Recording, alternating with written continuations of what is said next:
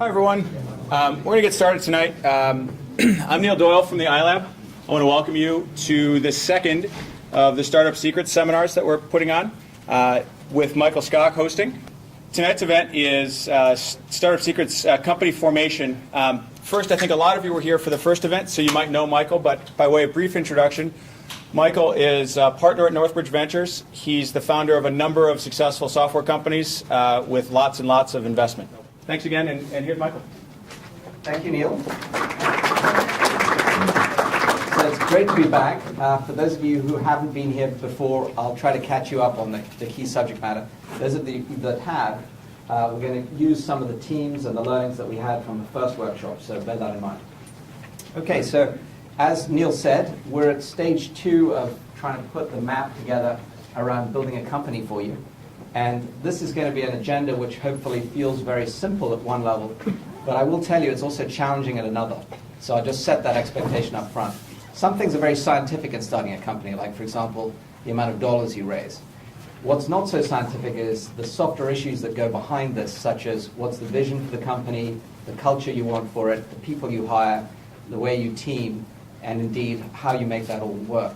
And so I'm going to tackle that tonight with a view to giving you at least some guidelines and principles for thinking about how to go about building your own company and making the most of your idea. But first of all, where does this all fit? I think a lot of people struggle to understand, the sequence of starting a company and indeed how to put it all together in the right order to make things really play out. Most of what we did last time, of course, was talk about the value proposition around your idea. And that's certainly a great starting point. I already had a question even before I started this evening, which was a good one, which is, could you start with the people and then come up with the idea? And yes is the answer. Of course you could. And indeed, we even do that in our own office. But let's assume you've got your idea. Thanks, Adam. Then the next key thing is what we are going to talk about tonight, which is how do you get the best people to work with you around building the business of that, and then to team on it. And then there's a step that we're not getting into tonight, which is really fundamental, which is obviously how do you all execute towards building on your idea and going after the vision to dominate and lead a marketplace. And the reason we're not going to talk about the execution piece is, believe me, that could be a year-long course. Having said that, it's something I'm certainly willing to get into with any of you in specific terms when we are obviously thinking about future sessions or future workshops. But we are going to talk tonight about the vision. And one of the reasons why is that it's actually extremely important to understand where you're headed. And the old classic saying is, if you don't know where you're headed, any road will get you there. The same is true when you're starting a company. It's actually extremely important to understand not only what your starting idea is, but what your vision is for where you're going to take the business. Now, I'm a big believer in lifelong learning, as some of you may know. And one of the reasons I really like doing this is to learn from you. And so I've learned from a lot of people now that there's some incredibly important things that are changing in the world of startups. There's things like the lean startup. There's this notion that if you can come up with something quickly and iterate on it, that's the way to build on it. And all of this is actually teaching me some fundamental things that I would say are helping me better understand what might be the next great way to build a company. So I decided to come up with a way to pay homage to that rather than lip service to it. And I think most of you know that from the first seminar, for those of you who are here, I'm a big believer in acronyms because I was a horrible learner at school, and the only way I could remember anything was to create an acronym out of everything. So forgive me if I create acronyms for you all the way through this. Here's the first one. And the idea around it is simple. I think the great companies do actually iterate very quickly around their idea at the beginning. And they actually try to figure out a balance between something I always said as an entrepreneur, listening and leading. So what do I mean by that? Well, in many instances, if you go to customers and you say, what do you really want? What's your need? What's your pain? As we talked about last week. They might know, and they might be able to identify it, but they probably can't identify it in any way that is anything other than in the present. So they might know, for example, they've got a problem with data backup, but they may not know that they've got a problem that is going to turn into a real issue for years to come around archiving and how they might actually manage all the different forms of data they have and where they might store those and how they might manage those in compliance and 20 other things I could think of. And why? Because customers aren't, in many instances, visionaries. Otherwise, they'd be going off doing what you're doing as entrepreneurs. So I think there's a tremendously important balance to come up with, and that is to listen to the market needs and then to lead. And along the way, iterate and learn. And that's where those first 3 L's in this acronym of lip service come. This is the market. Try to learn from it, but take a leadership position on what you believe will be the vision for this product or market opportunity. And then iterate, iterate, iterate. I think lots of people realize this today. It's easy because of things like cloud computing to get an idea built into a prototype. That's the good news. The bad news is, obviously, if you just take it out there as version 1 and expect it to sell, you're probably going to get disappointed. So why not use the rapid iteration that's now available to you in technology to actually iterate around not just the product, which is the first thing to do, but also the whole proposition, the whole value proposition we talked about last time. So for those who weren't here last time, I basically came up with a simple way of describing how to build your value proposition. The add-on for today is just simply, it's very important to continuously iterate around it. That sometimes you don't start with the right proposition or the right product, and the market fit may not be there, so you have to pivot or move to adjust that. That's the same concept as I'm really saying here, is involved in iterating around your value proposition and indeed all of the pieces that go into making your business successful. And I would encourage you to do that at all stages of the business. But now let's pause for a second. There's something at the bottom of this slide, and that is culture.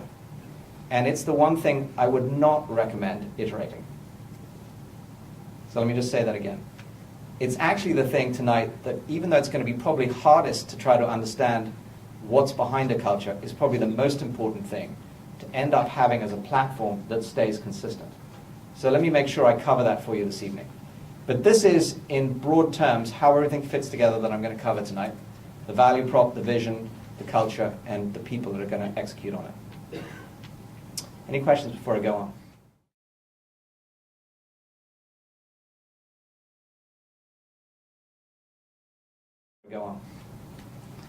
Okay, first of all, the vision. So I think I've already said that the vision is incredibly important because it's really the big picture of where you're going to take the business. And I'll tell you right off the bat, I start with this because imagine if you went to hire somebody and all you could say was, I've got this great product. And you couldn't say where it's going to be, not just tomorrow, but in a year's time, but in 5 years' time, hopefully. It'd be hard for somebody to get excited about that if there wasn't some vision about, wow, this could be the next great big thing, whatever the next great big thing is in your vision. But I hear great entrepreneurs all the time with actually very small ideas initially who are very focused on, say, one pain point, who have huge visions, and they are able to attract and hire the best people because the vision itself is so compelling that people want to sign up for it. So think about, for example, how Google might have come along with a vision that said, hey, we're going to come up with the next great search engine. And if all they could show was, we do search and it's faster than everybody else, I'd be pretty tough to have hired people. But instead of which, I think what they were able to do was not only talk about a compelling vision about how this might become a way to index all the world's information, which was the vision at the time, but how they might leverage that into a huge number of products and services and indeed a disruptive business model. Suddenly it becomes compelling and exciting for people to get involved in. So the vision, even though it's something you might say is way out there, is actually incredibly important right at the beginning and becomes an important piece of how you establish what you are as a company. And I will give you simple 3 ideas about how you might develop your vision. First of all, how will your market evolve? If you don't know how your market's going to evolve, trust me, nobody does. That's the good news. Nobody's got a crystal ball. But hopefully, based on what you've got as some personal experience and unique understanding of that marketplace that you've developed over some number of years or significant focus on it, you will have at least your view of how that evolves. That's good enough. In many instances, markets actually evolved because somebody created an opportunity. Nobody told Edison that there was going to be a whole set of markets associated with his innovation and genius. He envisaged it, and he envisaged what it might be if he could go out and create the breakthroughs he did. I would say the same is true of many great entrepreneurs. They don't wait for the market to come to them. In many instances, they go and create it. Then, of course, the second thing is how will you lead it? Participating in a market's one thing, leading it's another.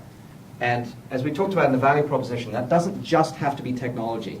It can easily be a business model shift that people might use to go lead a marketplace.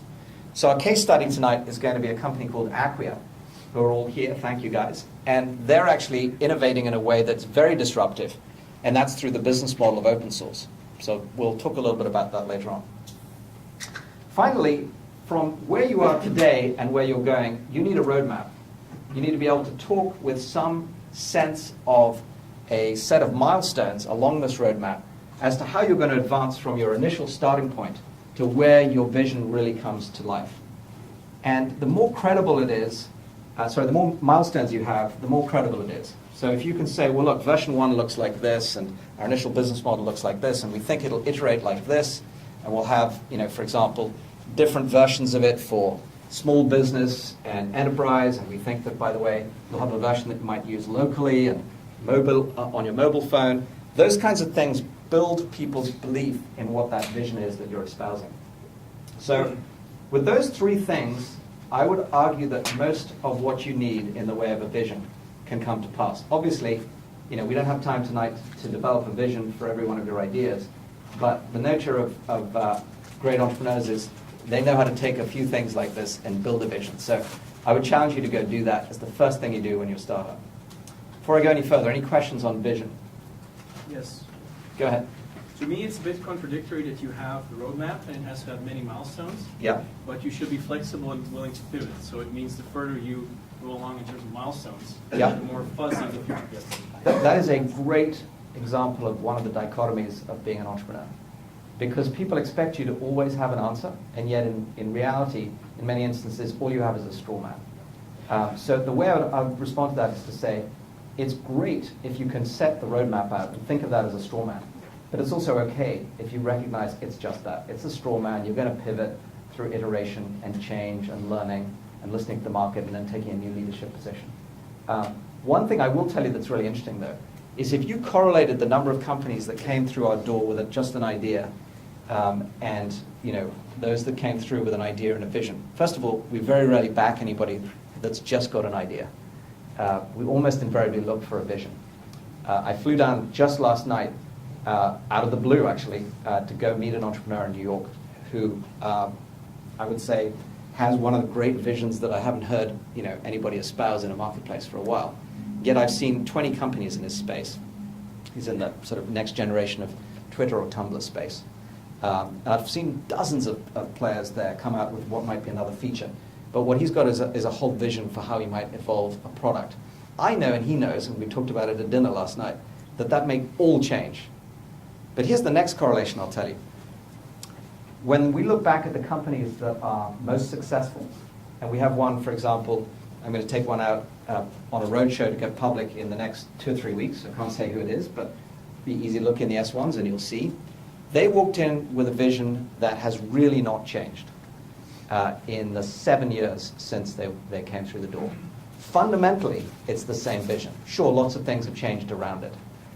We'll have them as a case study in 2 sessions' time. They've gone public, and I'll be able to tell you who it is.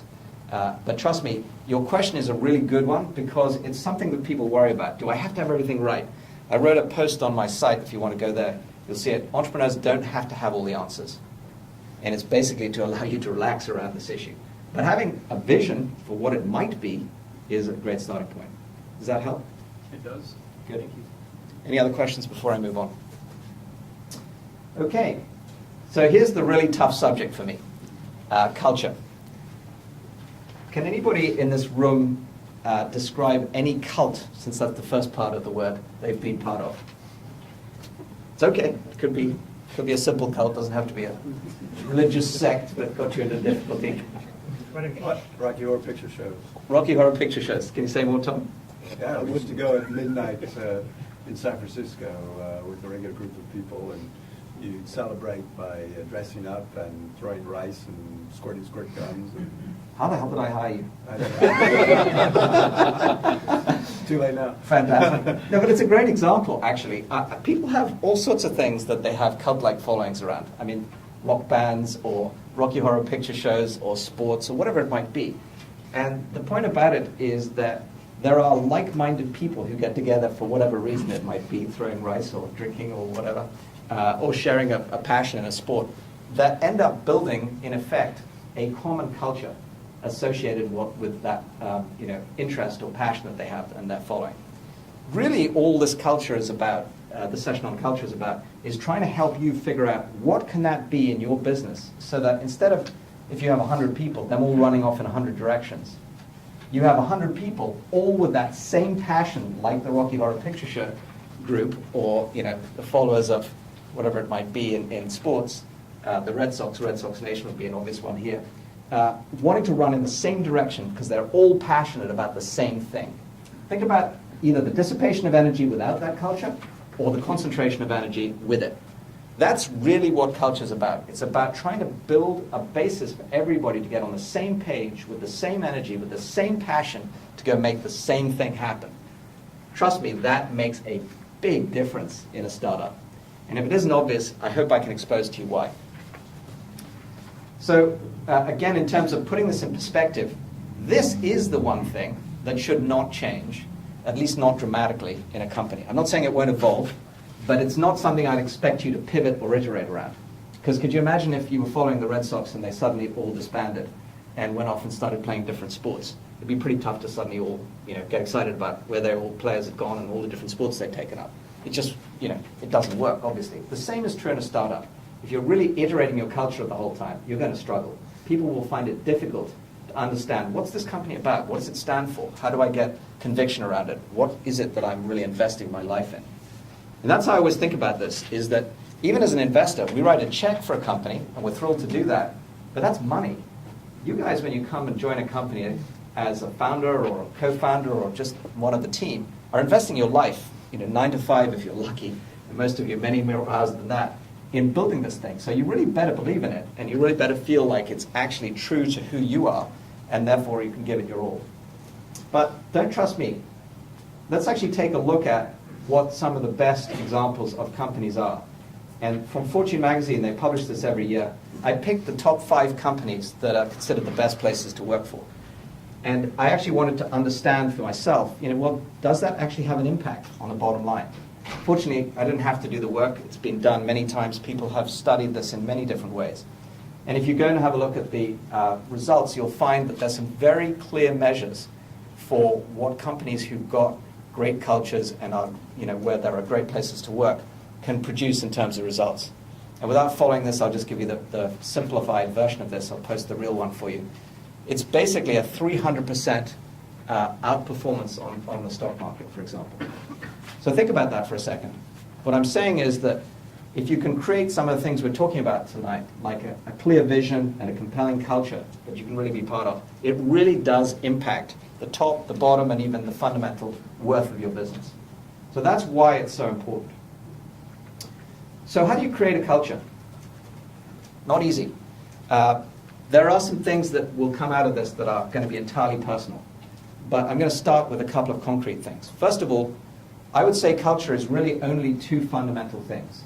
And there are many ways you might double click on these. First of all, the guiding principles that you believe in. And secondly, the values that you have. So let's drill into those. Guiding principles are things you really have conviction around. And there might be simple things like, you're an ethical person, you think it's unbelievably important that you always treat customers very well and you can give them great service. You almost hear that from any company on the planet that's successful. But here's a challenging example of where culture comes into play. Which comes first, the customer or your team? Anybody want to give me an answer? Anybody? I heard somebody say customer. Anybody want to volunteer? Go ahead. I would say the customer, because if there's no customer, there's no team. Okay. That's a great, and seems like a great answer to me. Does anybody agree with that? Raise your hands if you agree with that. Okay, good. Anybody else? I would say that the employees in the company are the internal customers.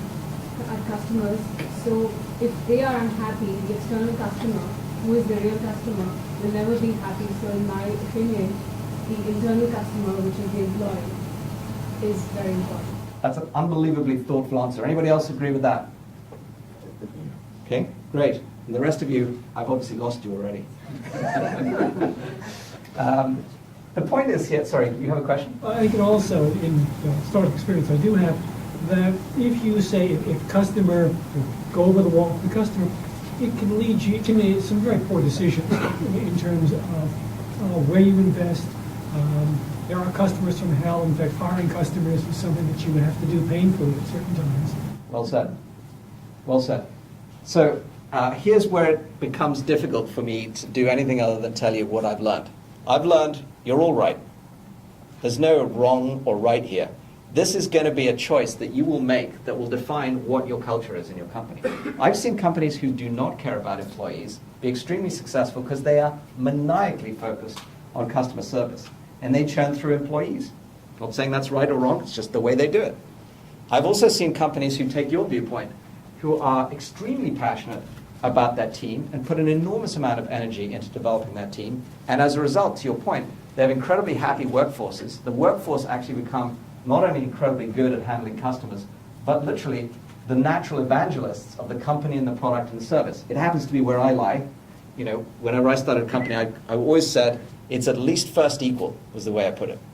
Because I always wanted happy people, because I felt like it would show instantly in the customer conversations or the calls or the help desk or whatever. And generally speaking, I found happy people ended up being much more productive. And we'll talk more about that in a minute. But the point is, these are examples of questions that you should ask, and I could think of many, many others. And there really should be questions centered around what your beliefs are. And they will help you define how you will behave as an organization towards everybody from your customers and your employees to your partners, your suppliers, your shareholders like your investors, etc. And thank you for raising the point you did about firing customers. On the front end of that, I would actually say that all your stakeholders, customers, employees, partners, suppliers, shareholders, etc., are people you should choose carefully. So you don't have to fire them. If you can choose at the early stages who your investors are, choose them. Lots of people can write you a check. I mean, I'm no better an investor than the next guy because I can write you a bigger check. That doesn't mean to say I'm any better at all. You should choose carefully who you want to work with. Same with your customers. Your initial customers will be very demanding because they'll expect as a startup that you're going to be nimble around them. So choose them carefully. Ditto your partners. In your supply chain, if you end up with partners that you can't trust, that's going to be a problem. That's going to come and bite you in the backside at some point when you can't deliver on your customer promises. So every stakeholder is a choice. And if you can give them guiding principles around which you're going to work, you'll find it's a lot easier to say, okay, this customer fits my principle that they're highly ethical. So I'm not going to go through all these guiding principles. As you may know, I've been trying to do write-ups for you on the site. After these workshops, I'll try to write more of these things up and examples. But I'd also love to hear from you. If you go up on the site and you've got guiding principles you think should be up here, or things you'd like to challenge me on, please comment on them on the site and give us some feedback. The one I am going to cover, though, is communication. And this is a small but, to me, very common example of something that companies don't spend enough time on in the early stages. It's the lifeblood of small companies. It's how you communicate to get action. It's how you communicate progress. It's how you communicate results. I've got a CEO in the front here who knows this very well. And I always say that even with, for example, your board, finding a way to tell them what you're going to do it, tell them how you did it, and report clearly on that to keep everybody in sync is a simple example of how to keep everybody happy. Well, it's true of every stakeholder. It's the same with your team. If you're not figuring out how you're going to communicate with them regularly, and it might be simple things like, you just have a stand-up scrum meeting if you're developing a product. Or if it's a larger company, you have a regular stand-up meeting where you tell everybody what's going on, what you learned if you're the CEO from the customers out in the field. And I can tell you that it makes more impact in the early stages of a starting company than anything else if you over-communicate. There is no such thing, in fact, I would argue, in the early stages of startup, of over-communicating. Over-communicate about what you're experiencing in the marketplace, what you're learning from each other in terms of building the product or the value proposition, and in terms of how you engage together, what you could do to improve things. So just put a bit of humor around that. I'm a big fan of Dilberts.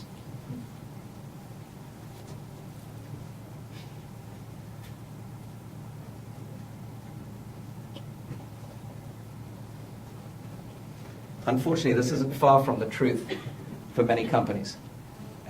You literally do find people getting stuck in their cubes, digging in on their own thing, and finding themselves losing the ability to relate with everybody else. So one of the things you might do in your culture is establish the rhythm of communication that you want, whether it's hey, we're not going to have any meetings at all, we're just going to gather around the water cooler because there are only 6 of us. Or, hey, we've got to be a big enough company now, we need to have Monday meetings for the management team, and Friday meetings for the sales team, and monthly meetings for the staff, and town halls for everybody, once every quarter, and then once a year we're all going to go for an offsite and have a great time. And what I'm going to do is just ask Tom from Acquia to give me a quick example of what are some of the things you do to improve communication and to keep some transparency at Acquia. Hi, everybody. Great to be here. Actually, several things, and I've been with Acquia since we started the company, and it was just 2 people, and today we're 200 3 years later. So it's a slight, things do evolve over time. But one of the biggest things that I remember actually when Michael and I first worked together was having a monthly get-together with drinks and celebrations. And from a company perspective, it's one of our biggest things that we do is we have a company update every month. We change the themes. It's not just what's going on, but sometimes we talk about what's going wrong in the company, and sometimes we talk about what it's like to be a public company. Some days we talk about our new customers. We recently, I know I'm at Harvard Business School, and Harvard is one of our clients, but so is Stanford Business School. And we had the CIO of the Stanford Business School talk to the entire company. It was a very nice experience to talk about what it's like to be a customer so that everybody could understand in the business, hey, what does it mean to be a customer of ours? That's one of the things we do. We also like to celebrate. We had a great year in 2010, and so April of last year, we sent the whole company to Puerto Rico for a long weekend, 120 people, so it was a lot of fun. It's a type of communication. It's also a type of celebration. We do spend a lot of time on this issue. We just recently turned off the ability for everybody in the company to send a note to everybody in the company because we're now big enough that maybe there's a little bit too much laundry being discussed there, but that's unfortunately one of the penalties you pay as you grow. But some ideas around communication anyway. Thanks a lot, Tom. So we'll hear more from the Acquia team as we get going. But that's a real-world example of some choices that Tom and the team at Acquia have made around how do they want to communicate and what they think is important in their culture. So here's the second thing I said I'd drill into, which is values. I don't know about you, but I had a hard time growing up with the idea that everything had, because I went to boarding school, a rule and a regulation associated with it. That was like, oh yes, give me another rule, let's see what we can break here. So I felt like starting companies, one of the best things I could do was empower people as opposed to restrict them. And values should be empowering as opposed to rules that could be restricting. I'm not saying rules aren't a good idea, they make total sense in lots of situations, but values are really about empowerment. And what we're trying to do is enable people to feel like if they understand what your values are, how they can behave to really make the most of their own capabilities. And examples of these, and they really are just purely examples, are how you might decide if your culture should be really proactively honest. That was one of the values that we had in one of my companies. And proactive honesty to me meant that if you saw a problem, you didn't wait till somebody else saw it. It was your responsibility. Actually, you were even accountable to the company to make sure you brought that to people's attention. Proactively, before it became a problem for somebody else to encounter. And no, I'm not talking about just a rip in the carpet that somebody might trip over. But it might be that simple. But oftentimes it grows into, hey, you realize that the way we're treating customers, even though it's just a little bit not right, could turn out to be a lot not right if it continues. You know the way a degree becomes a mile over time? That's the kind of thing that if you've got a proactive, open, honest culture, you could avoid. And so again, these things can be very impactful in time. Now again, I'm not saying that's a value you should have. I'm just trying to give you an example of how you might think about what are some of the values. Oftentimes I hear people say, well, values and ethics, what's the difference? Maybe none. Again, culture's not a very black and white subject. You might decide your ethics need to be part of your culture statement. Another example here. For me, it was extremely important that there was respect around every individual in the company, no matter what role they played, no matter what country they were in, no matter what set of beliefs they had. When we came together at my companies, it was extremely important that everybody had respect. And why that was so important was because we were all playing in a very different role than just the one that we grew up in our family or from our background. And we needed to all play together with one set of values when we were engaging around, for example, new customers or new products or new situations, trying to figure out how to build new partnerships or establish new ways to go break through things, which is, of course, what you're doing as a startup. You're, in many times, breaking through into areas that have never been tried before. So if you don't have respect for the people that you're with, you get into all sorts of difficulties. If you start making fun of somebody's background or their beliefs or whatever, you're going to take away all the energy that should be going into the problem solving or the breakthrough that you're going after, and it's going to dissipate into the politic that I personally could never stand at any company. And that's why I've never been part of a big company for more than 5 minutes when I get acquired, because unfortunately the bigger you get, the more likely politics becomes. But anyway, I would argue that whatever your value is, whether it's respect or integrity that I put up here, make sure you really declare that, and then obviously try, and this is the next important piece, to make it yours. I would argue, perhaps I have this backwards in the way I've presented this actually, and I think about it. Really, it is about what you authentically believe in. Because if it's really authentic and it comes from the heart and it's actually something that means something to you, you'll probably be able to live it. And culture is really all about what you live, what you do, rather than what you say. So that's my first startup secret to bring tonight, which is don't try to build a culture around, hey, I read that Jack Welch said that these are 3 great things we should do. Believe me, I see entrepreneurs do this all the time. I just read this book, let me show you.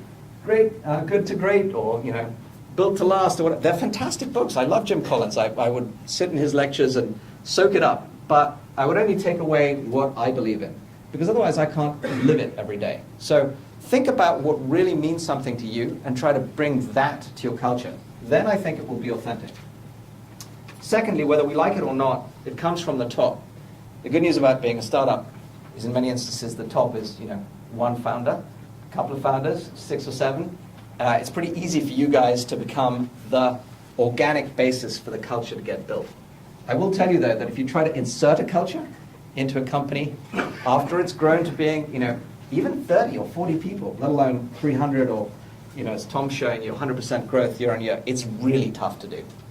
And in fact, one of the reasons it's really tough to do is because, just as I said earlier, that culture is something that you have to live every day. And if it wasn't from the get-go something that, for example, was all about, thinking about this in the sports analogy again, the same team that you were supporting, and suddenly some group comes in, they're supporting a completely different team, they just, clash like Yankees and Red Sox, unfortunately. So this needs to be modeled from day one, and it needs to be something that you really believe in for it to really take root. Finally, to state the obvious that I've already covered, it's valued by people, not by what you put on the slide, but by what you do, and the more consistently you do it, the more people believe in it. Like, some of you may not even remember this company, but it was called Hewlett-Packard. It's now called HP. And Dave Hewlett and Bill Packard, when I first met them, was lucky enough to meet them, they are known for management by wandering around. That was literally what they did. They would walk around the company to try to get to know what was going on. Even when HP, by the way, became huge. In fact, it blew my mind that we became one of the largest desktop computer customers in the world selling CAD/CAM systems. And they literally flew us from, initially I think the Porter division was in San Diego, then they'd take us to Fort Collins in Colorado, which is where the computer was made, then they'd take us to Geneva where the inkjet was made. They would fly us all the way around all of their different locations every year, at their expense too, to make sure that we understood what was going on at HP so that we could be a good partner to them. Believe me, after you've done that a couple of times, you realize that they don't just believe in the culture of management by walking around, they even bring their partners into it to get to understand how that company operates and how to work with them. And if you talk to anybody at HP, and I did, I learned to trust this by experiencing it. You could talk to somebody, whether it was in Geneva, or it was in San Diego, or it was in their Corvallis division doing calculators, and you would find that everybody knew what the culture was at HP. And they knew that you were expected to be open about your communication, that anybody could walk up to you at any time and ask what you were doing, you would share it, you'd be trusting of that, and that culture really built a phenomenal company. In fact, you want to talk about a pivot, this is a company that started out as a medical instruments company and then became a computer company. Oh, and by the way, along the way, it spun out Agilent, a completely different company still, all of those companies have been successful. And many products still around the world have the HP logo on them, and pretty proudly so. They may struggle occasionally with things like introducing tablets. We won't go there for today's audience, but that doesn't matter. That's part of the point about this, is that's an enduring company, 20, 30 years later, that has done many things, pivoted and so forth. And I would argue that a huge part of it is because they had a consistent culture throughout it. Okay, I already introduced Tom, but now I'm going to embarrass Tom. The team at Acquia really deserves tremendous credit for having recognized that from day one. And I would argue that one of the reasons they've become so valued in the marketplace and so recognized is because they really did spend a bunch of time figuring out what their culture is. But that's a tough thing to talk about. So Tom encouraged me to actually share a video with you, and we're going to do exactly that. So here is a little bit of a video on Acquia's culture.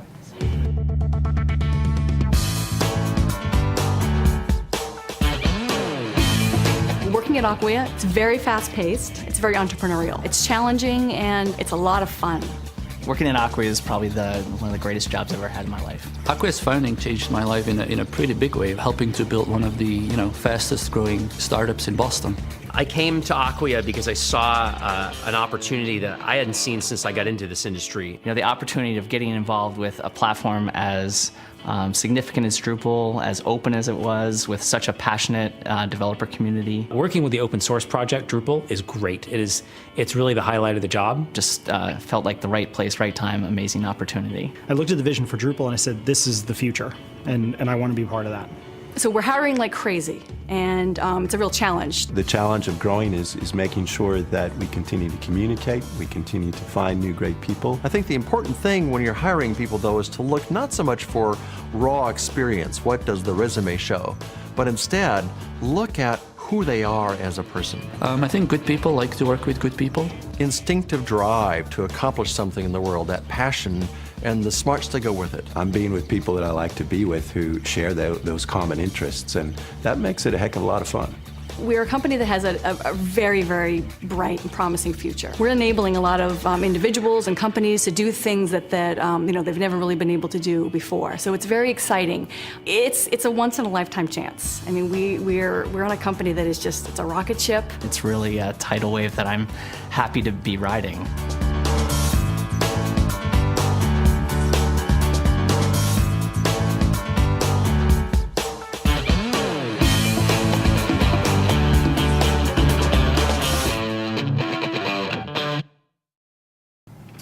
Want to follow that up with anything, Tom, about Acquia's culture?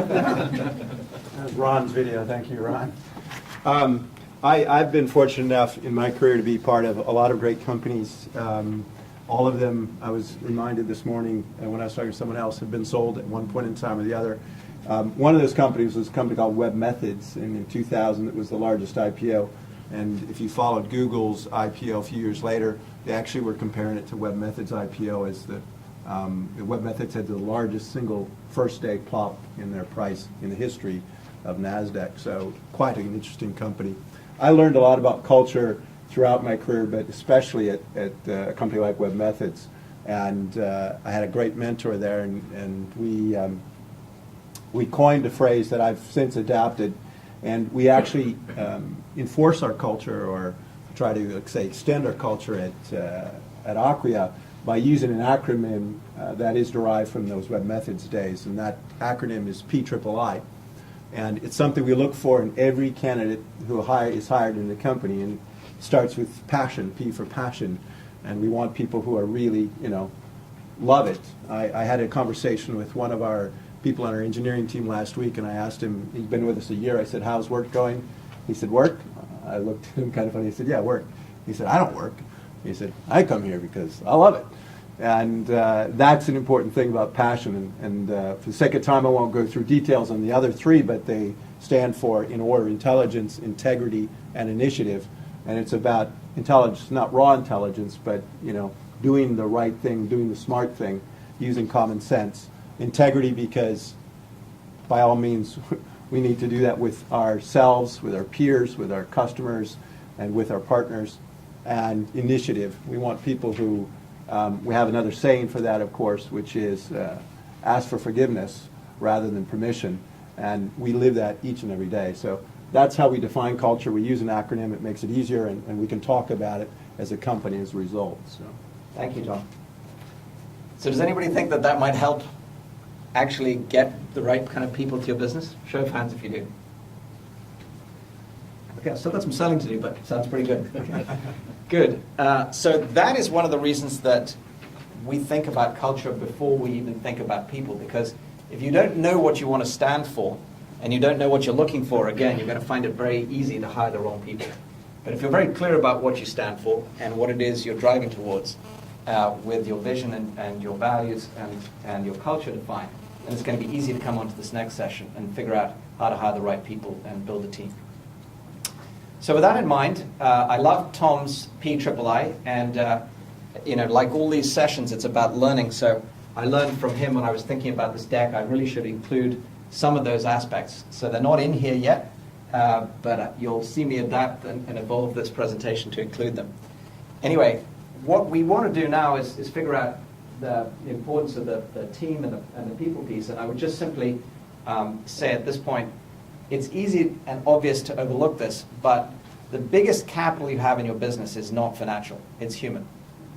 And the human capital is the engine of your business. And so any thought about what vision you have and how you might drive towards it ain't going to happen unless you've got that same group of people on the same page driving towards it with you.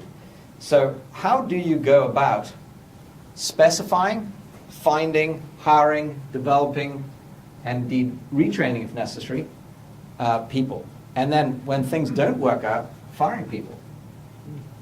That's a very big subject. So just to be clear, I'm not going to cover it all today. I am happy, though, to talk about the first step, which is how to hire the right people. And it starts with, you need a spec of what you're looking for. It's amazing how many times I hear people saying, oh, we've got 20 people to hire. They've written a job spec? No. Okay, well, you're going to immediately run into issues with what you think you're hiring for may not be what somebody else thinks they're hiring for. And so if you have a couple of people interviewing for that person and they're not even on the same page about what they're looking for, you're going to have a problem. So specify up front, even if it's not something fancy in the way of a job spec, in black and white, what it is that you're looking for. And we'll talk more about how you might specify it in a moment. How you find them is a whole subject into itself too, but I would just say the best thing I've seen in small companies is referrals. In fact, do you have a bounty on referrals? $5,000. Okay, so clearly we value that at Acquia. We're willing to pay people $5,000 for any referral when we hire them. Why? Because that value is going to come back to us over and over again. I hear some people say, well, you're saving a recruitment fee. Yeah, that's part of it. But it's really not the real reason, right? I mean, the real reason is great people hire great people. And if you've already hired the right starting point, what better way than to trust them to find the next people that they would trust to work with? Then, to focus on hiring, I'm going to talk a lot about this. It's probably the most important single thing you can do, and we'll talk about who owns that in a moment. The next piece, though, of developing, coaching, and mentoring, again, big subject. I'd simply say this, which is people come to work at companies not to stay stagnant, but to learn. And I wouldn't hire anybody if they couldn't answer this question, which is, what do you want to learn? It's a great question to put in your tool bag. If somebody looks at you blankly, it's probably not a great fit for a startup, because you're going to have to learn a lot in a startup. After all, you're going to be doing things, if you're going to be making breakthroughs, that have never been done before. So you're going to have to learn continuously to figure out what it is that you're going to bring to market or how you're going to deliver that. Secondly, or rather, finally, the retraining piece, which is, if you are going to be one of those companies that, as I said, using that acronym of pays lip service to this, who's constantly listening, learning, leading, and innovating and pivoting, then you're going to have a lot of people who are going to have to move with you, and they're going to have to get retrained with you in some instances. They might need new skills along the way. They might need new ways of approaching problems and so forth. So it's not just about hire them and bring them on board and train them in the particular job. It's about oftentimes retraining them as you evolve the company and as you pivot. And expect to do that, because if you don't, you're again not using the biggest piece of capital that you've got invested in the business, your human capital. And finally, the bottom line here is when things don't work out, do not wait to fire somebody. You are doing them a favor. Even though that is the hardest thing I've ever had to do and will probably still ever have to do, is to fire somebody. Why? Two reasons. Number one, if they're not a fit, you're helping them get to the next place where they should be a fit. Number two, the rest of your team needs to be able to get on with their lives where they are all fitting together. They do not need somebody dragging them back and holding them back in some way. And I will tell you the biggest lesson I've learned, and you'll hear it from many executives, is we usually wait too long. I'll very, very, very rarely, I can't think of when I've heard it actually, hear an executive say, I fired that guy too soon. It's just amazing. I can't think of an example actually. Tom? Well, how do you ever know? You never know. No, It's that's never happened. It's very rare. So, hard but true. And in the end, I would say that back to the culture, there are ways to let people go that can be very, very well handled. For example, figuring out how you might help them through your network get their next job placement. Or give them a reference and recognize that they may have been great in this situation, that your situation just evolved and now they're just not a fit. Doesn't mean to say they're an invalidated person. They're still a very valid person, just not for this situation with this role. And obviously, if you can, as your company becomes larger, try to find them another role in your company first. That's one of the best things you can do for them. But the bottom line is, you should treat people with that same respect and integrity that you started out with. And guess what? They should be your best reference when they go out into the world and say, you know, it didn't work out for me at company XYZ, but I'd work there again in a heartbeat if there was a fit for me. That's a sign that you handled it well. Okay, so who's responsible for this? Tom and I had a little chat about this, and I told him that when we first met and he wanted to be CEO, I said, that's great, but I think you should be CTO. Tom, do you want to explain why? Hiring teams is the most important thing. Is what Might get you to stand and just chat for a second. Yeah. No, when Michael, we've known each other a long time, but I said, he asked me what I'm good at, and I said, I'm good at hiring teams. That's what I'm good at. That's what I focus on. And I've spent my career hiring almost 2,000 people, including all over the world, living in Europe, living in Asia, and it's proven to me that if I focused on hiring the right team, good things happen no matter what. So, thank you. So I really do believe, by the way, that the CEO is actually really the CTO. They are the number one recruiter for the company. And the really great CEOs I see, even when the companies get really big, if there's a key hire, they'll get on a plane and they'll fly and they'll make sure that that hire gets made. Because guess what? Again, that's the thing that's going to make the greatest difference in a company. So people often also ask me, well, how scalable is that? And despite my natural tendency to want to be at startups, some of my companies have grown pretty big.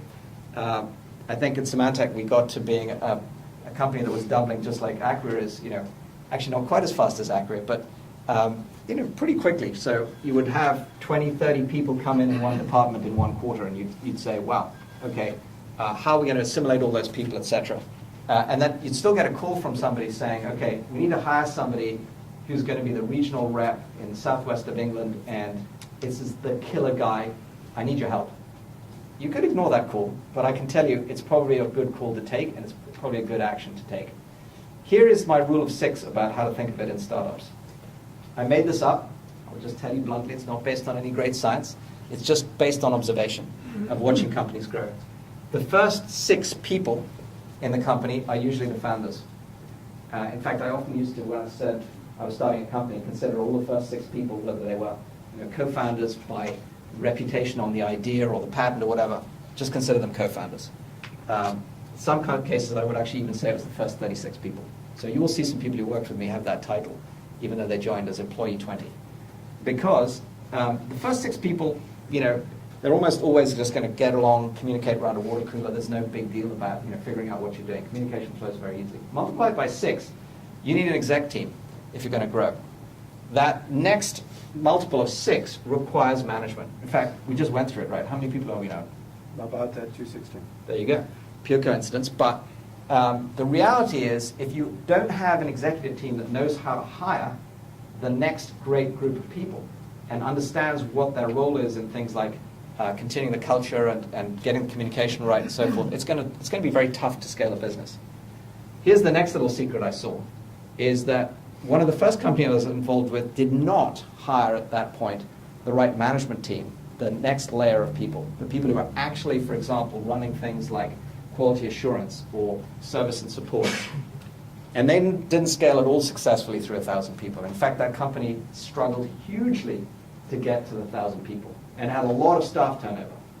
By contrast, the next company I was involved with did a great job of training and developing from within the rising stars who wanted to become the next generation of leaders. They put a leadership program in place. They encouraged people who wanted to step forward and take that role to step up, and it was hugely successful. In fact, the company scaled through 1,000 people without even blinking about it, went public, and was a very successful investment in the whole stakeholders sense. So that's my rule of 6. My view is the first 6, therefore, are incredibly important. And the next 36 are just as important because they're rapidly going to come the people that turn us into that sort of what I would call critical mass. And finally, if you're going to really scale big, think about how you're developing your talent internally so that you can actually get that scale without losing the culture and so forth. Okay, hiring. Everybody always thinks hiring's easy. Oh yeah, I've got a job spec. I just need to go down the checklist. You know, if somebody needs to know Java, they need to know perhaps PHP, and if they've got some experience around installation and whatever it might be. We've got the checklist. We're done. I wish that was true. It turns out to be probably one of the least important things.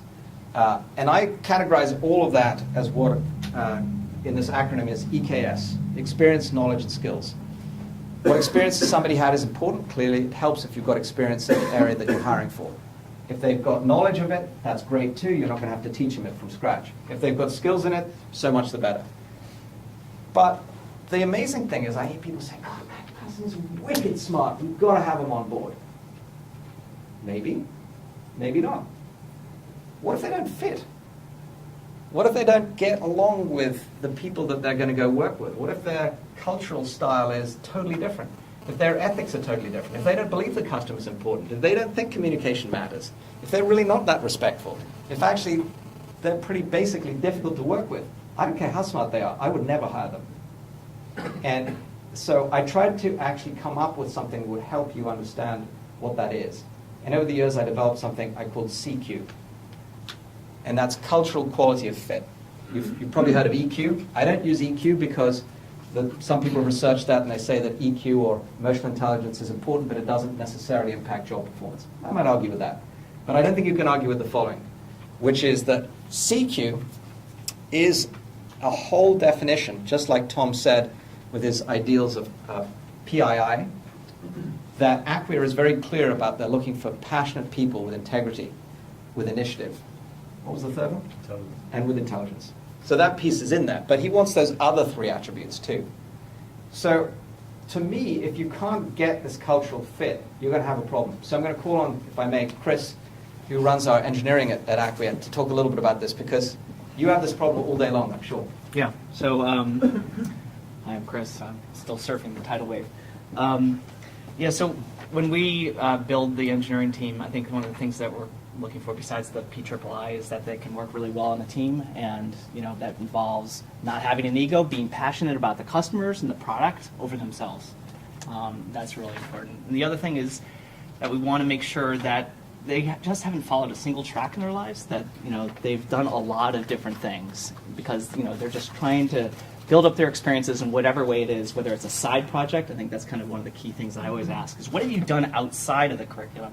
What have you done outside of your work? Because if you're not doing anything outside interesting in it, then you're probably just a 9-to-5 or a one-dimensional person, and maybe not going to add a lot. And then the other thing is that they're competitive and really driving for something beyond just day-to-day success. And then so we organize, in terms of engineering, we organize everybody into sprints. We follow an agile process, and so which helps everybody align with what their goal is going to be in 3 weeks' time. So, spend a half day planning, really intense understanding, what the dependencies of making sure that that success is achievable, and then executing on that success daily with daily stand-ups, et cetera. And then also cross-functionally between engineering and marketing and all the different groups of Acquia, we do something called the Goal Development Plan, which we come up with the strategic, most important goals for the company to achieve over the next year, looking at a 3-year vision and backing up into what's achievable in the next year to get to those 3-year goals. And we come up with cross-functional owners for those different goals and meet as a team monthly to track a various list of action items and metrics and actuals against those goals every month. So it helps cross-functional teams achieve things that are necessary to achieve our ultimate 3-year success. Thank you. By the way, how was our first interview? That was brutal. It was I wanted great. to give you a chance to finally say that. He's told me this for years. Yeah, no, it was tough, and but it was great. It made me think in different ways, and I came to Acquia to grow, so it was awesome. Thanks for coming on, despite the interview. He's been telling me for years it was a tough interview. I needed to let him get it out in public. Anyway, one of the things that I would advocate, thanks to people like Chris, is the learning that I've gained from this, which is if you're going to get people involved in an interview, it can be easy to ask the specific questions about what role they're going to fulfill and go down that checklist again. But I would advocate you should always ask your team 2 questions at the end of the interview process. Let's say you've got 2 or 3 people involved. This is easy. Sometimes you get companies that will say, we want 12 people on an interview team. And that may be appropriate, by the way, for certain cultures or roles, etc. Even then, I would say this applies. Number 1, is each hire additive or dilutive? Just think about that for a second. Are they bringing capabilities or qualities or smarts, experience, knowledge, skills that is additive to this team? Or in net, when you put them in this team, are you actually going to be diluted a little bit? If it's dilutive, it's probably not the right hire. Secondly, on the cultural front, on the CQ fit, is each hire multiplying or dividing the culture? Multiplying is great because they're going to reinforce everything. Dividing is going to take your team and pull it apart. And people pretty instinctively know the answer to these things. I've found that when you actually get to that question and you get people to stop and think, if they can say, oh no, they're definitely multiplying, thumbs up. If it's like, well, I'm not sure, you probably want to go around the interview process and just think it out. So anyway, 2 quality control measures for you. Now the other thing I hear all the time, because it's either taught at B school or somewhere along the line, this became the sort of famous thing, is that, oh, you've got to hire A players. No, the new thing is A+ players. Awesome. So what does that really mean, and how can you apply it in practice? I wanted to make something very practical for you to think about. And so again, using the idea of mnemonics, here are my 3 A's and 3 pluses. First of all, I would argue that aptitude is often more important than the experience, knowledge, and skills. Because if somebody has a real aptitude to learn something, i.e. they're a quick study and they can quickly get to grips with things, guess what? When you change directions and there's something new for them to learn, all the experience, knowledge, and skills that don't apply, doesn't matter. But if they've got great aptitude for learning, you're probably in a great spot. Secondly, ability. Obviously it helps if they've proven they've got an ability in something. And thirdly, if they've got an attitude which is leaning forward, really engaging and desirous of becoming a key part of your team, isn't that a little better than, really not that sure, I don't think this is for me, I don't quite know, I'm really smart, I don't think I need you. Okay, I think I'm done with that one. So you get where I'm going with this. There are lots of ways, though, that amazingly I watch people in interviews skip right over these things. And so my definition for A players is literally aptitude, ability, and attitude. First off, if they don't have this, I don't bother going down the checklist because I know it's not going to be a fit. In the middle, the plus, since everybody wants the plus in Google now, you're going to get it from me too. There are 3 pluses here too. Number 1 is, are they authentic? Because if the person is giving you a great sell, and believe me, when you hire salespeople, that's what they do. They should be really good at selling, so they can sell whoever they want to be. You're not going to get the person you want. You don't want an actor, you want somebody who's authentic, who really you can see this is who they are. So Chris's question was an excellent one, which is, well, what do you do when you've got your own free time and that nobody's telling you what to do and it's your hobby? That's the reason that's a great question, because you can find out authentically whether this fits with what they've been selling you. If they're saying they're an unbelievably enthusiastic coach, but they hate sports. Okay, interesting. I mean, maybe true, but it's a good way to try to test the authenticity of somebody. This is one of my favorites, which is awareness, self-awareness in this case. I would love to be able to work with everybody who was self-aware. Because not I'm saying that it's a bad thing if you're not, but if you are self-aware, it makes it really easy for somebody to say, okay, well, you've told me that you're really great at this, but you really need help with that. Well then, okay, I can go find you some help for that, or I can go get you some coaching or training or mentoring or developing. But if you have no idea what you're good at, and you have no idea what your weaknesses are, or where you're lacking or where you need help, it's really tough to help you. Now, I'm not saying that you shouldn't hire somebody if they don't have self-awareness, but it's one of the plus factors. It's one of the, if you can get it, it's great. And finally, this last one is back to that fit thing. It's actually spelling out the word plus in a simple acronym, which is, are they people like us? Are these people that we'd want to work with, that we would just enjoy working with? You heard Tom say it in his video. I love coming to work because I like the people I'm working with. That's just an acid test at the bottom line.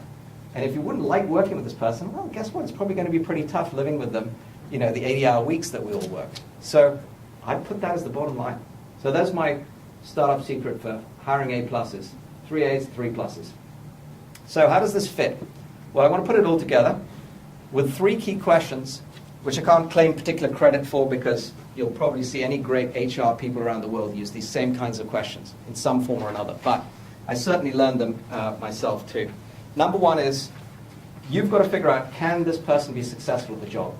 You want to set them up for success, not failure, clearly. So you're going to do that by obviously evaluating the things we've said. Number 2, will they really love this job? If they don't, their energy is not going to stay with them. They're not going to be sustaining the business that makes it enduring for you. And finally, will they fit and reinforce the company in its vision, mission, goals, objectives? And obviously, if all 3 of those things are answered by you in the interview, I think you're probably knowing, you figured out whether you've got the right candidate or not.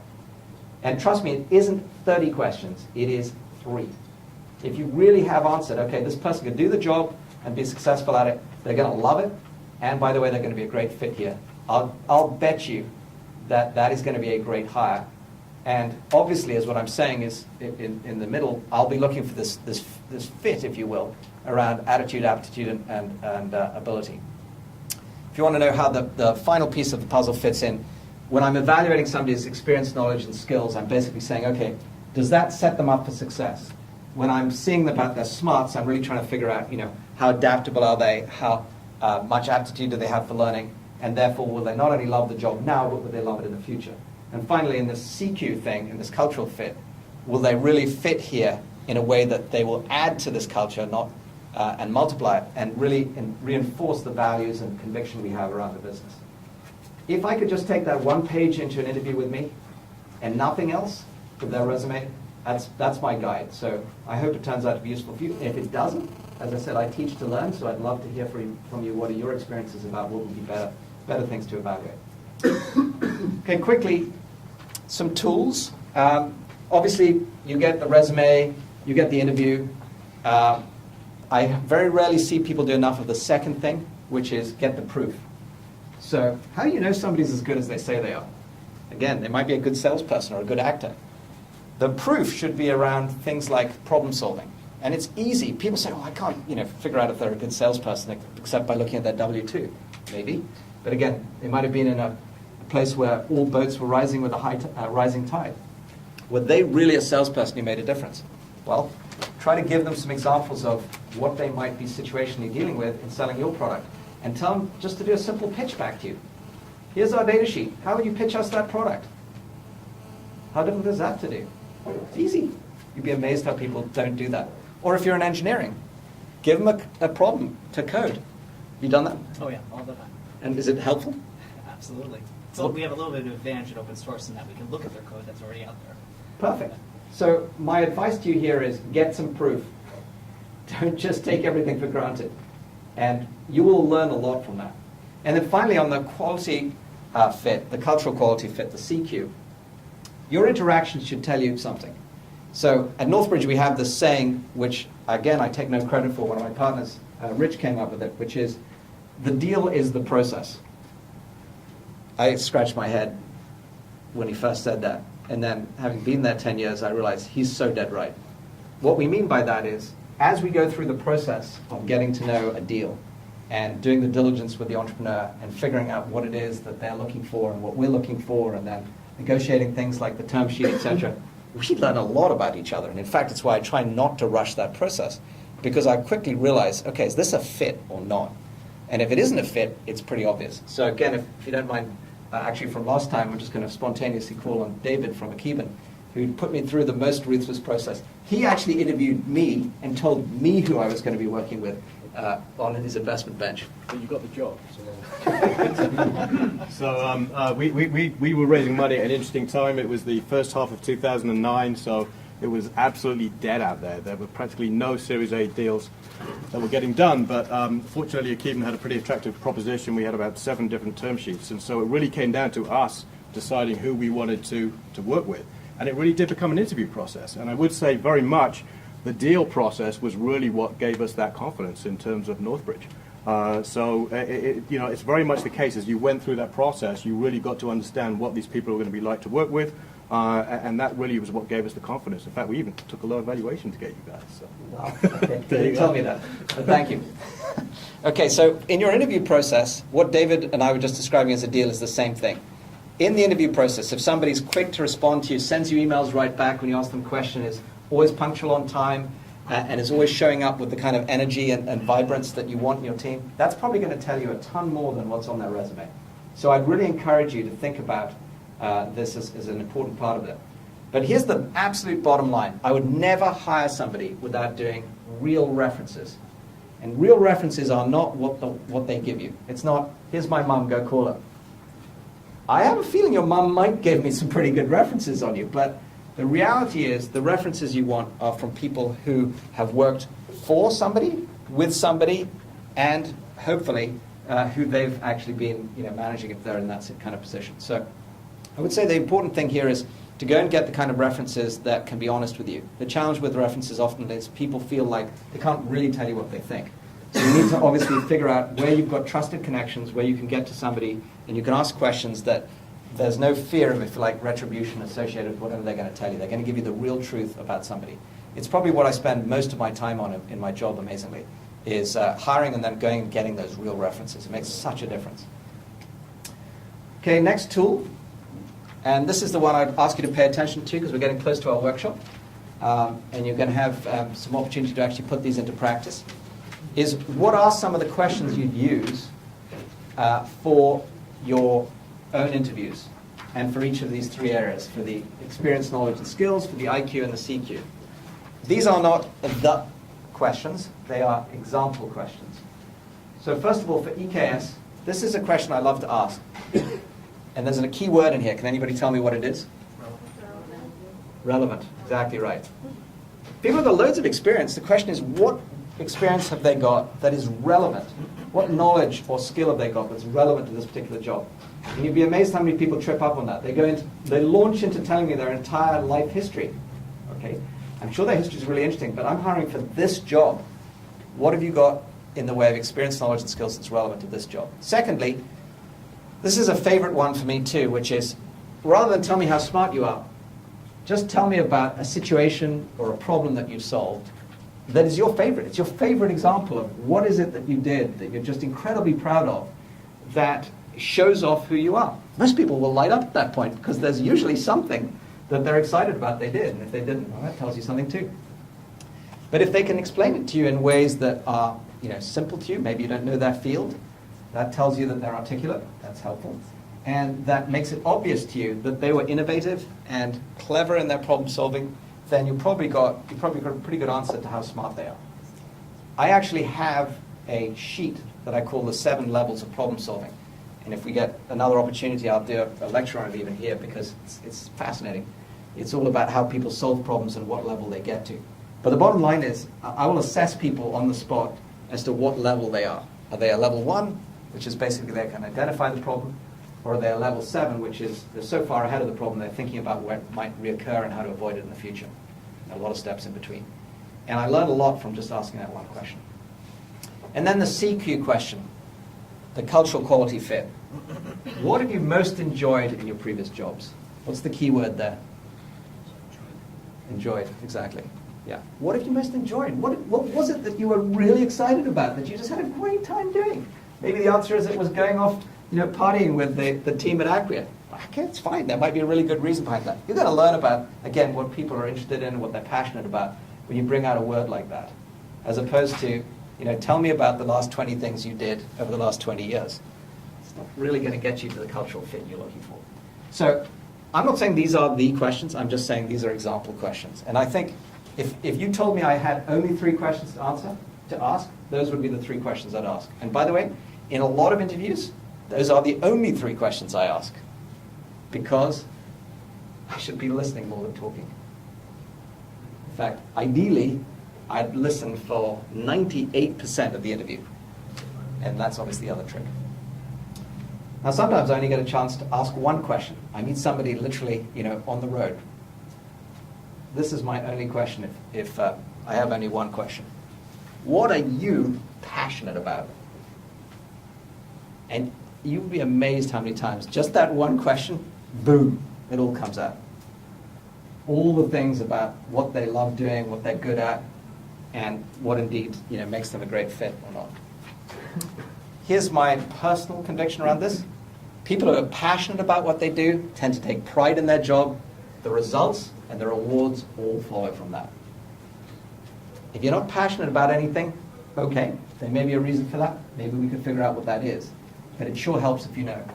And if you do know, and you find people who are really intensely involved in their job, you'll usually find there's a tremendous passion behind it. You also tend to find people are good at what they're passionate about, because they tend to just involve themselves in a way that gets them more and more engaged in figuring out how to be better and better at it, and that therefore obviously rise to the top. So, for what it's worth, those are my 3 questions boiled down to 1, if you had to. So now I'm going to ask the team at Acquia, and Tom, if you can pick somebody and maybe tell me a little bit about how you hired Acquia and what's important to you. It's going to be one of our newest hires. 7.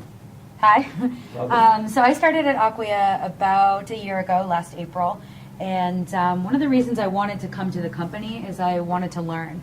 And Acquia has by far exceeded my expectations, because not only can you learn, but you're expected to, and if I want to test something out, if I want to try something new, I'm empowered and encouraged to do that, and I love that.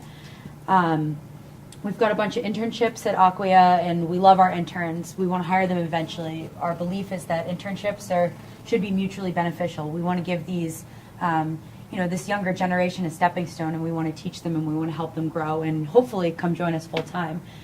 We've got a program that we just launched this quarter, back in January, called Acquia U, and basically what we find every day is that the world needs more people that are involved in and working with Drupal. And sometimes we just can't hire them fast enough. So what we decided to do is create this program called Acquia U, where we hire people that don't necessarily have a lot of experience with Drupal. And what we do is we train them in Drupal, and then we bring them on full time, so that we're helping to fill that demand in the market. Tom and Chris and everybody have kind of mentioned the fun environment and the great benefits, but that's another awesome thing about working at Acquia. We mentioned the Puerto Rico trip. Tom mentioned our monthly happy hours, and we've got great benefits too. The company really takes care of us, and we love that. We have a take it as you need it vacation policy and great benefits, so it's all good. Thank you. So every company is going to come up with their own way of doing this, of hiring and putting out their benefits and so forth. I would say the important thing is that you should be, again, very crisp about what it is you're looking for, and what it is that when you get that, you're going to reward. So on to the last section, and I'll be quite brief on this, because we're just about coming up on time for you to get on your workshop in the next 5 minutes, and that is team. Teaming is really part of what it takes to make a bunch of individuals come together to execute successfully. And how I would put this is as simple as follows, which if you can get everybody, for their own reasons, not your reasons, but their reasons, because they've joined this company out of their excitement for it, to get behind the same vision, mission, goals, objectives, etc. And imagine that that passion is around the things we've been hearing about, learning for their own reasons, growing, getting their own experiences, having fun. And imagine that everybody's pulling in the same direction as a team now, because they're self-aware, so they're supporting each other. They're figuring out, okay, that person's good here, and they're weak here, and I'm good there, I can complement them. Then imagine what's possible. I would argue that everything's possible at that point. And that's why teaming is so important. It's not what Dilbert might have you believe. So, but believe me, I see this a lot in companies. In fact, there's a simple question I ask good execs, which is, do they know the difference between ownership and responsibility and accountability? You'll often say, well, everybody owns this problem, meaning keeping customers happy. Okay. And everybody's responsible for that? Yeah, everybody's responsible for that. Oh, who's accountable in the company for a customer being successful? There should only be one person for that. Those of you who read Jobs' book, they have their own definition of that inside Apple. But it doesn't matter. The point is, in order for teams to be successful, you ultimately also have to have people understanding how they interrelate and work together. Simple sense of that for me is, I started with self-awareness earlier. If you don't know what your strengths and weaknesses are, it's very hard to team because you don't know where to go to look for support. But if you know you're good at something and somebody else is needing help in that area, great. That's a great teaming opportunity right there. The other three qualities I always look for are openness in a team, because if everybody's so closed in and they don't want to share stuff, it's going to be very tough. If they're very open and willing to engage and easily, for example, admit that they're wrong, as I'm frequently pointed out by my entrepreneurs how little I know and what I need to learn, then guess what? You probably have somebody who's going to be helpful in a team. And giving and receiving constructive feedback is probably the hardest part about it. What you're looking for is a way to actually help people constructively engage when there are problems or when you see issues with other people, and find ways to help them understand what the problem is, not in a way that is just, here it is, but what can you do about it, how can you learn from it, how can they support you to learn from it and move on and become more successful as a team. So my startup secret here is maybe an obvious one, but I'm going to split it down at one level. And I think you'll have heard people say this. Building a great company is not a sprint. It's really a marathon. In fact, let me be specific about it. On average, it takes 7 to 8 years to build a successful outcome in a startup company. Not my numbers. These are numbers straight out of things like the National Venture Capital Association, but our portfolio mirrors it too. In fact, it went up to 9 years when the bubble burst and we had a very tough decade starting in 2001. So you better be ready for that marathon. And here's where the team plays in, and this is my secret. I love this term secret. It's like I'm telling the world this thing and it's supposed to be a secret. It's just a catchphrase Harvard came up with to their credit to market the thing. But the point is, what I've learned is, if you really work as a team, then what you'll see good teams do is they'll break that marathon down into a whole series of relays. And they'll find ways to hand off to each other so that it doesn't feel like just a 9-year marathon. It feels like, hey, you've got a sprint to get that product out, and then the next one, and then the next one. And by the way, you'll hand off to the team that's actually going to go create the product marketing literature to it, and they hand off to the people who are going to go sell it, and they hand off to the people who are going to support it, and they hand off to the people who are going to go upsell it, and the next thing you know, you're building a company. And it didn't feel that hard because actually you've got some really interesting and exciting smaller sprints within that are making up your relay that makes up ultimately your marathon. So if you can find a way to do that in terms of the way you both build your team and indeed you execute on your plans, I think you'll find it's actually, your time in startups goes really quickly. And suddenly what seemed like a 7-year long stretch becomes what I'm about to see in the next month, which is an IPO and people going, wow, that was a 7-year overnight success. It's just the way it plays out. So again, results of this are very obvious when you go look at benchmarks. If you see, for example, the top 5 again that I was talking about earlier, you'll see that in fact turnover is down by 50% for companies that have great environments, that have great teaming. So I don't know who knows this at Acquia, but maybe you could share it with me again. I asked you the other day, what is our turnover rate, for example? Voluntary turnover rate? Yeah. Practically zero. So there you go. And practically zero was the answer. And something's got to be going right when you hear that. And trust me, it's one of the first questions I ask as a board member if I feel some vibe when I'm walking around a company is, have you got high turnover? And if you do, obviously you're probably not teaming well, you're not probably figuring out how to develop your people. It's a real big red flag for me if companies have high turnover. I think we actually covered this, Chris, but if you want to add anything to it about the way you build teams, is there anything you needed to cover? Geez. I'm trying to think of other things. Yeah.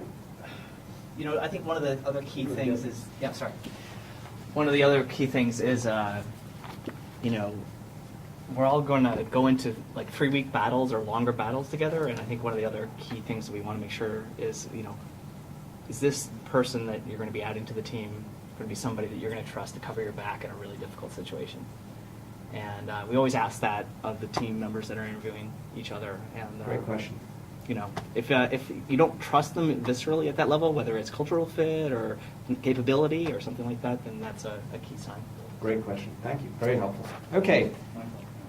Yeah. I just want to throw one more thing on this question. Just a question back to all of you guys. How many here actually have an open rec, an open position that they're hiring for right now? Okay, the guys in Aquia. Right, fair enough. How many people are looking for a co-founder for their company? Okay. How many people are looking for mentors? Anybody? Everyone should be raising their hands. How many people are looking for investors? Actually, okay, we'll talk about this later. The point here is that everything that Michael said about hiring and everything that the guys from Aquia said about teams, it doesn't apply just to your employees.